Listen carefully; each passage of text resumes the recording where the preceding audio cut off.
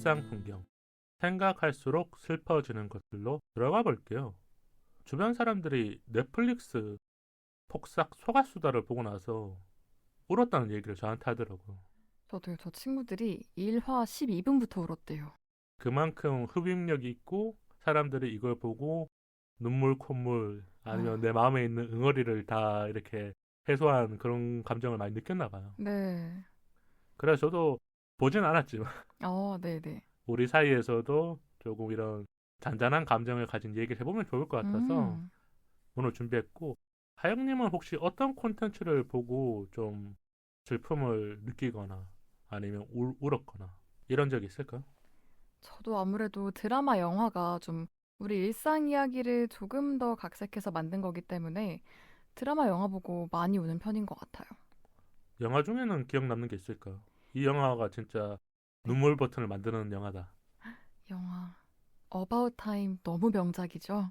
너무 많은 분들이 아시겠지만 어바웃 타임에서 그 톰의 아버지가 이제 시한부 판정을 받으실 거예요, 아마. 그래서 뭐 탁구도 같이 치고 아들에게 저는 이게 약간 제가 이 영화를 한 3, 4년 전에 봤는데 약간 제 인생의 어떤 가치관을 바꿔줬어요. 그 영화의 뒷부분부터 조금 스토리가 빠르게 진행되는데 네. 아마 관객들은 받아들일 때 천천히 받아들였던 것 같아요. 네. 내 아버지가 한 말이 오늘 하루를 두 번째인 것처럼 살아라 하셨거든요. 오늘 하루를 살았고 다시 한번 산다면 이 부분 아쉬웠던 부분들을 어떻게 고쳐서 다시 한번 해볼 건지. 이 말이 너무 인상적이었거든요. 그 영화 보면서 진짜 많이 울었습니다. 아마 어바웃 타임 보신 분들은 이 장면이 머릿속에 바로 떠오르실 것 같아요. 네. 저도 그 영화 되게 좋아하거든요. 네네. 그래서 하영님이 얘기하는 순간 어떤 장면인지 알 것 같다. 네. 이렇게 느꼈고, 안 보신 분들은 한번 보시고 꼭 보셔야 합니다. 눈물 버튼을 열어보시는 게 네. 휴지 꼭 준비하세요. 좋지 않을까 싶네요. 그럼 나는 슬픈 일이 있을 때 어떻게 좀 표현을 하는 것 같아요. 우리가 어떤 사람은 밥을 안 먹거나 어떤 음. 사람은 뭔가 슬프다고 울기도 하고 어떤 사람은 잠을 자거나. 네. 하영님은 어떤 것 같아요? 저는 일단 슬픈 일이 있으면 그 슬픔이라는 감정, 상황에 완전히 저를 그냥 매몰시킵니다. 뭐 슬픈 노래 메들리 틀어놓고 좀 센치한 장소를 찾아가요. 뭐 음. 밤에 한강을 간다든지 아니면 야경이 보이는 곳에 간다든지 그렇게 혼자 가서 그냥 그 상황을 충분히 느끼고 슬퍼하는 것 같아요. 그러다 보면 좀 이게 해소가 되더라고요. 어느 순간 우리가 그런 행동을 통해서 아니면 그런 나의 모습을 통해서 위로를 받고 있는 것 같아요. 맞아요, 맞아요. 왜냐하면 슬플 때는 감정 통제가 원래 잘 안 되거든요. 그쵸. 내가 어떻게 해야 될지 모를 때가 더 많잖아요. 네, 다만 하영님 얘기처럼 산책을 하거나 아니면 슬픈 노래를 듣다 보면 내가 조금은 해소되기도 하고 맞아요. 마음의 안정감을 찾는 게 아닐까 그런 생각이 좀 드네요. 음, 저는 슬픈 일이 있을 때 요즘에는 좀 바뀐 것 같아요. 네, 어떻게 해요? 그냥 자연스럽게 울고 음, 주변 사람들한테 말을 해요. 네. 나 이런 상황이 있어서 울었어. 아, 근데 어릴 때는 이게 되게 쑥스러웠던 것 같아요. 네. 그래서 울지도 않으려고 음, 울라 그러면 막 여기 허벅지 딱 잡고 아이고, 네. 나 안 울어야지라는 마음이 있었는데 음, 조금씩 내가 마음에 여는 방법을 터득했던 건지 모르겠지만 음, 말을 하고 나니까 그게 이제 마무리가 되는 것 같아요. 아, 오히려 주변 사람들한테 말하고 그러면 내 주변 사람들도 이제 어느 정도 다 나이를 먹었잖아요. 저랑 같이. 네. 같이 위로를 하는 방법을 아는 거죠. 근데 어릴 때는 내가 슬픈 일이 있어도 옆에 있는 사람도 어리기 때문에 그 감정을 몰라요. 음, 그런 상황이 뭐였냐면 뭐 사별을 했는데 아는 분도 있지만 이 감정을 조금은 모를 때가 있잖아요. 그쵸. 아직 모르는 분들이 또 많죠. 어린 나이 때는. 네. 그래서 오히려 말을 안 했던 것 같기도 해요. 음, 위로를 받고 싶은데 위로받은 기분이 안 드니까 네. 내가 혼자서 그냥 이겨내야겠지. 근데 어, 지금은 말하면 왜 슬펐는지, 왜 아팠는지, 왜 너가 울었는지 음, 알고 있으니까 이 대화할 때 그냥 웃으면서 대화하는 건 네. 아니지만 뭔가 잘 연결돼 있는 느낌. 오, 그래요. 저는 좀 반대인 것 같아요. 이제 저는 오히려 어렸을 때는 뭐 가족들, 친구들 앞에서 눈물을 보였다면 이제는 좀 혼자 있을 때 방 안에서 눈물을 몰래 훔치는 모습으로 바뀐 것 같아요. 그게 하영님이 직장 생활을 하면서 우리가 직장 생활을 하면 가장 먼저 하는 게 네. 내 감정을 숨기는 거래요. 왜냐면 직장 생활할 때는 그런 모습을 보이고 싶지 않은 사람들이 더 많거든요. 그렇죠. 좀 숨겨야 하는 나의 약점 같기도 하고. 제가 기억에 남는 게 직장 동료 중에 그러니까 부모님이 암이신 분이 있었어요. 네. 근데 말을 안 하면 모르잖아요. 네. 근데 어느 날 이렇게 점심을 먹고 카페에 가서 얘기하는데 저한테만 얘기를 해주시더라고요. 아이고, 네. 근데 저는 이런 게 있었어요.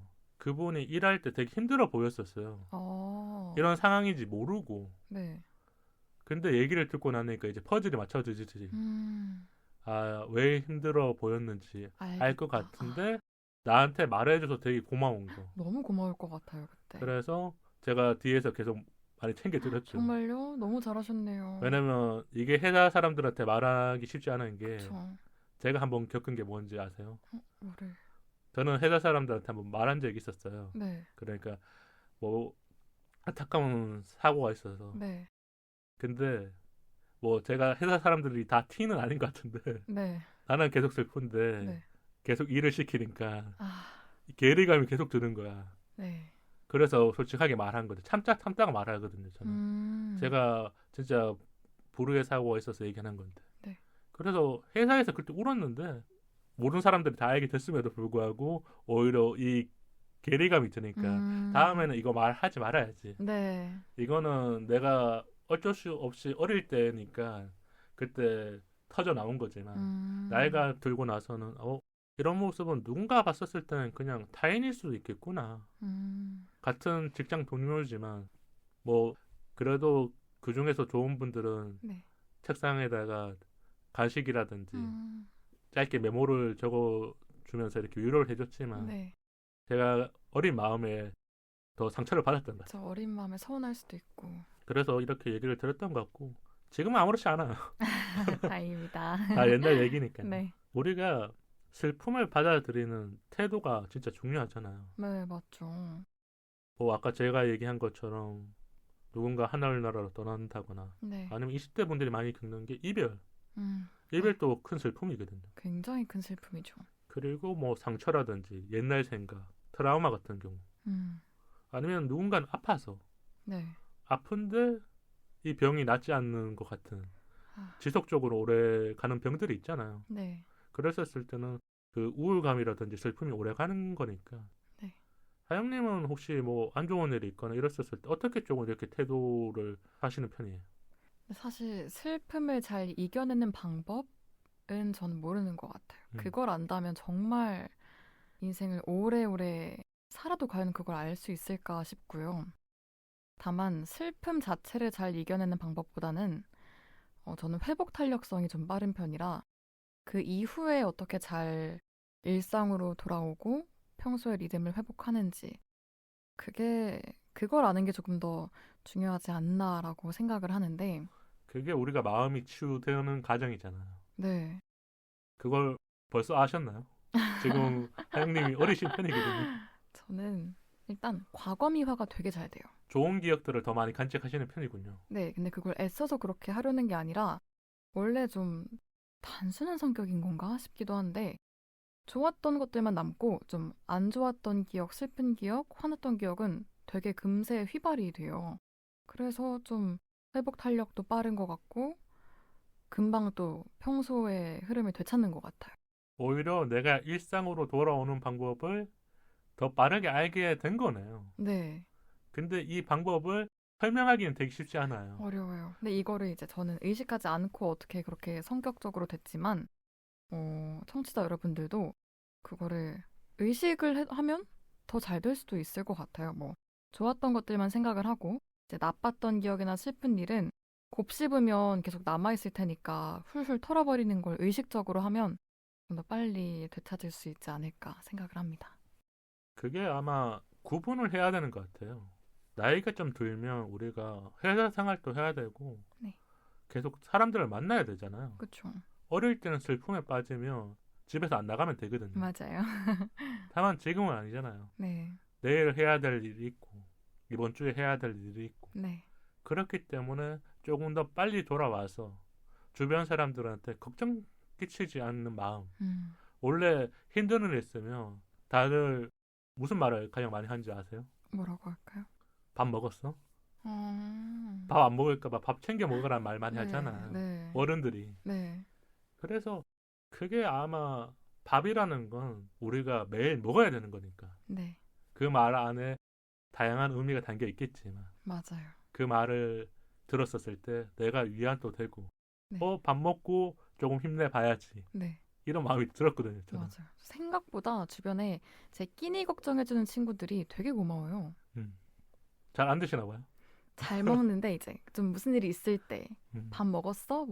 밥 뭐 먹었어? 이렇게 좀 물어보고 추궁해주는 친구들이 지나고 보면 되게 고맙더라고요. 그게 아마 우리가 위로의 말 중에서 조금 이렇게 통상적이지만 의미가 담겨 있는 말이 아닐까 싶네요. 네. 그럼 이런 에피소드 하나 있을까요? 갑자기 슬퍼서 눈물이 왈칵 났던 날. 있죠. 갑자기는 아니고 제가 이제 취준생이었던 시절이 있으니까 그때 이제 최종 면접에 올라서 떨어졌을 때. 우리가 최종으로 갈수록 더 마음이 힘들잖아요. 그쵸. 서로에서 떨어지면 다른 거 준비하면 돼. 네. 근데 최종은 내가 모든 에너지를 쏟고 맞아요. 나의 능력을 다 보여줬는데 이 회사랑 안 맞는 거잖아요. 네. 그렇기 때문에 더 좌절감을 많이 느끼는 거니까. 그쵸. 저는 요즘 슬픈 일 하면 딱히 슬픈 일이 없는데 딱 그건 것 같아요. 뭔가 내가 추구했던 원했던 일이 좀 좌절될 때 그때가 제일 슬펐던 것 같아요. 최근에. 우리가 20대 분들이 많이 겪는 게 그런 것 같아요. 그쵸. 취업이라든지 아니면 자기의 진로 아니면 네. 하고 싶은 일들이 잘 안 되거나 뭐 진짜 끝을 못 봤었을 때 네. 그거는 아쉬움과 이런 감정들도 다 있는 것 같아요. 미련도. 맞죠. 본인에 대한 아쉬움이 너무 크니까. 저는 슬펐던 날을 이야기하자면 구독자분들도 조금 공감하실 것 같은데 최근에 우리 사회에 뭔가 재난과 아, 조금 큰 참사 네. 이런 것들 있잖아요. 네. 너무 연이어 많은 일들이 일어났죠. 근데 그런 기사나 뉴스를 볼 때 나도 모르게 뭔가 슬프더라고요. 맞아요. 너무. 내가 겪지 못했는데 네. 거기에 유가족이라든지 아니면 상황들이 이제 우리가 워낙 미디어로 잘 볼 수 있으니까 네. 진짜 현장에 가지 않았지만 그 감정을 고스란히 느끼는 게 아닐까. 이래서 그거 보다가 울고 엄마한테 전화했죠. 맞아요. 근데 엄마는 내가 왜 우는지 이제 아는 것 같아요. 아, 그러셨구나. 그래서 그냥 청취자분들에게 얘기해드리고 싶었던 것 같아요. 이런 상황들이 워낙 사회적으로 있으니까 네. 뭔가 우리가 슬픔을 같이 공감하기도 하고 느끼는 게 아닐까. 네. 그럼 우리가 다음 질문으로 넘어가자면요. 울고 나서 반드시 해야 되는 거. 이별하고 나서 원래 우리가 많이 울잖아요. 네. 근데 펑펑 울고 나도 뭘 해야 되잖아요. 이거 하나 있어요. 어떤 게 있어요? 여러분, 물 많이 드셔야 돼요. 이별하면 전 굉장히 중요해요. 울면 탈수 증세가 와요. 그때 수분 보충 정말 많이 해주셔야 돼요. 그때 안 하면 진짜 몸이 갑자기 네. 픽 쓰러질 수도 있고. 맞아요. 진짜 울면 꼭 물 많이 드셔야 됩니다. 이걸 원하셨는지 모르겠지만. 아니 우리가 오늘 좀 이렇게 잔잔한 얘기하다가 네. 하영님처럼 밝은 얘기도 하나씩 꺼내줘야 네. 청취자분도 듣다가 조금 슬퍼지지만 네. 또 웃기도 하고 네. 이 콘텐츠 끝까지 같이 가실 수 있지 않을까 이런 생각이 드네요. 저는 울고 나서 반드시 해야 되는 거 생각해보니까 기록 같아요. 기록. 원래 울면 사람들이 기록 안 하잖아요. 그쵸. 그냥 잊어버리잖아요. 네. 좋은 것들을 더 기록하니까 사진을 찍어 놓는다거나. 네. 그래서 제가 예전 방송에서 한번 말했던 것 같은데 저는 그 감정을 조금씩 일기로 써놓거나 메모에 적어놓거나 네. 이런 것들을 많이 했었던 것 같아요. 그리고 나서 시간이 지났었을 때 다시 보면 네. 내가 왜 이랬는지 알게 되는 것 같아요. 오히려 감정의 소용돌이에 들어가면 그걸 모를 때가 있거든요. 그쵸. 좀 객관성이 떨어지고. 근데 기록해놔야 다시 볼 수 있는 건데 기록을 안 하는 사람들이 많지만 저처럼 기록하다 보면 네. 내가 왜 울었는지 내 감정이 있었구나. 음. 이걸 30대 분들이 꼭 해야 되는 게 네. 30대는 계속 로봇이 되어가요. 눈물이 없어져요. 그렇기 때문에 나중에 그런 것들을 해놓는 게 좋지 않을까 싶은데 뭐 저처럼 일기를 안 적어놔도 짧게라도 뭔가 적어놓으면 달력에다가 펼쳐놓으면 네. 좋지 않을까. 저는 근데 일기 쓰는 건 저희 20대 분들께도 강력 추천드립니다. 저도 요즘 매일매일은 아니지만 그래도 이틀에 한 번은 일기를 쓰고 있거든요. 일기를 쓸 때 그럼 어떤 내용을 좀 쓰는 편이에요? 오늘 하루 잘 보낸 그런 걸 쓰는 건가요? 아니면 나의 감정이라든지 아니면 있었던 일 뭐 이런 걸 쓰는 걸까요? 정말 그 하루 중에 좀 기록하고 싶은 감정, 순간, 상황들을 종합적으로 적는 것 같아요. 생각 위주? 네. 그게 있으면 나의 마음 정리도 되고 맞아요. 오늘 하루 잘 보냈다라는 네. 그런 뿌듯함도 생기는 거고. 그쵸. 원래는 이 다이어리를 꼭 2월쯤부터는 안 쓰게 되는데 올해는 어떻게 4월까지 잘 끌고 오고 있습니다. 작심 3일이 아니라 작심 4월입니다, 여러분. 잘하고 계신 거거든요. 네. 그럼 우리가 이색 질문 하나 하고 마치면 좋을 것 같은데요. 네. 그럼 제가 주제 시작할 때 폭삭 속았수다 얘기를 했잖아요. 네. 저도 안 보고 하영님도 안 봤지만 네. 이 드라마를 보신 분들은 이 메시지를 조금 받아들이신 게 아닐까 싶어서 제가 준비했었는데 네. 부재에서 깨닫는 사랑의 존재에 대하여 아, 우리가 가족 뭔가 부재를 느꼈을 때 더 소중해지잖아요. 네. 혹시 하영님은 뭐 그런 감정을 느끼신 적이 있을까요? 저는 아직까지는 가족이나 친한 친구들의 부재를 느낀 적은 없지만 그래서 오히려 그런 영화, 드라마 등의 매체에서 그런 누군가의 부재, 이별, 사별 이런 상황을 마주할 때 되게 큰 자극으로 다가오는 것 같아요. 그럴 때마다 이제 주변 사람들 돌아보게 되고 엄마 아빠한테 잘해야겠다 생각도 하고 효녀가 되거나 네, 근데 또 이게 그 드라마가 끝날 때쯤 또 까먹어요. 그럼 또 원래대로 돌아왔다가 또 새로운 영상물을 보면 다시 한번 엄마 이렇게 전화를 하기도 하고 우리가 망각했다가 다시 소중함을 깨달았다가 그렇죠. 이런 감정들이 왔다 갔다 해야 우리가 살아가는 감정들을 다 맞습니다. 기억하는 게 아닐까 싶긴 해요. 네, 하나의 감정으로만 살아갈 수 없으니까. 그럼요. 저는 부재에서 사랑을 느꼈었던 게 할머니가 돌아가시고 그걸 느꼈던 것 같아요. 네, 근데 이런 말을 좀 제가 했었던 것 같아요. 세상에서 나를 가장 사랑했던 사람.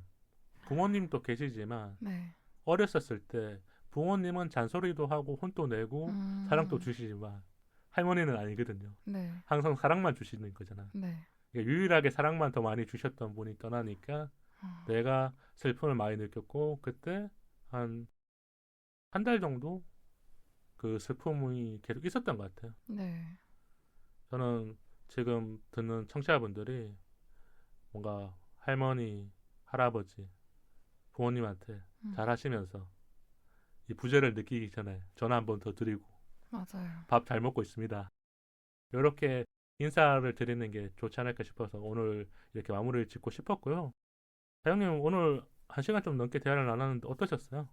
우선 너무 재밌었습니다. 제가 이렇게 좀 일상 얘기, 사람 사는 이야기를 라디오에서 해본 적은 없거든요. 저는 주로 정보 전달 위주로 방송을 하고 있어서 되게 색다르고 너무너무너무 재밌는 경험이었어요. 오늘 어떻게 보면 하영님이 감성적인 DJ가 되어서 그러게요. 우리 구독자분들도 조금 보다듬어주기도 하고 네, 소중한 경험들을 좀 얘기해 주시기도 하고 네, 아까 사연자님 사연에 대해서 좀 공감하기도 하고 비슷한 나이니까 네, 저는 제일 같던데요? 그래서 저도 같이 이야기하면서 좋았던 것 같아요. 주제가 조금은 잔잔하긴 했지만 네, 그만큼 구독자분들과 편안한 웃음 시간과 네. 아니면 저도 많이 웃기도 하고 하영님도 제가 앞에서 봤었을 때는 좀 즐겁게 웃으셨던 것 같거든요. 네. 안 보이시겠지만 미소를 띄우고 있었습니다. 그래서 구독자분들도 이걸 많이 느끼셨으면 좋겠다는 생각으로 오늘 방송은 마칠게요. 하영님 그럼 우리 인스타와 이메일 한번 소개해 주세요. 네. 방송 이외에 인스타 422POD와 이메일 422POD.gmail.com으로도 소통해요. 좋아요와 구독은 우리 방송에 큰 힘이 됩니다. 유튜브로도 많이 들어주세요. 팟빵과 유튜브 댓글로 방송 후기 남겨주세요. 긴 이야기는 메일로 기다릴게요. 다음 토크는 언어 유희, 하고 싶지 않은 일을 한다는 것입니다. 우리 사이 더 가까워져요. 안녕.